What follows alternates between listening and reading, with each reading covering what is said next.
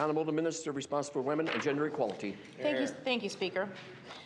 Speaker, I rise today to recognize tomorrow, May 5th, as the National Day of Awareness of Missing and Murdered Indigenous Women and Girls and 2S LGBTQIA+ people, also known as Red Dress Day. This is a day to honour the memory of all missing and murdered Indigenous women and girls and 2S LGBTQIA+ people across Canada, including here in Newfoundland and Labrador. It's also a day to raise awareness.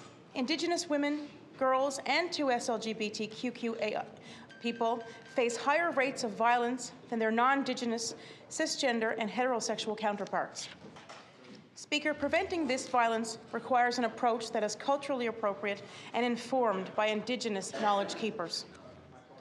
At the most recent annual Provincial Indigenous Women's Gathering, our Premier, the Minister responsible for Indigenous Affairs and Reconciliation, and I announced our government's commitment to establish a Provincial Indigenous Women's Reconciliation Council.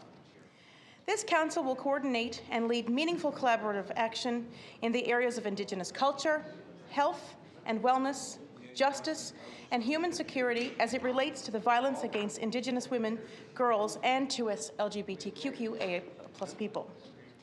Through Budget 2023, our government will continue to provide close to $400,000 to support Indigenous-led violence prevention initiatives.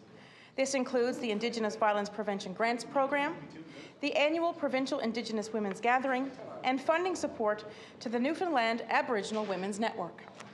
Speaker, our government is actively partnering with Indigenous governments and organizations and will continue to support actions that aim to prevent violence against Indigenous women, girls, and 2S LGBTQIA+ people here in Newfoundland and Labrador. Thank you, Speaker.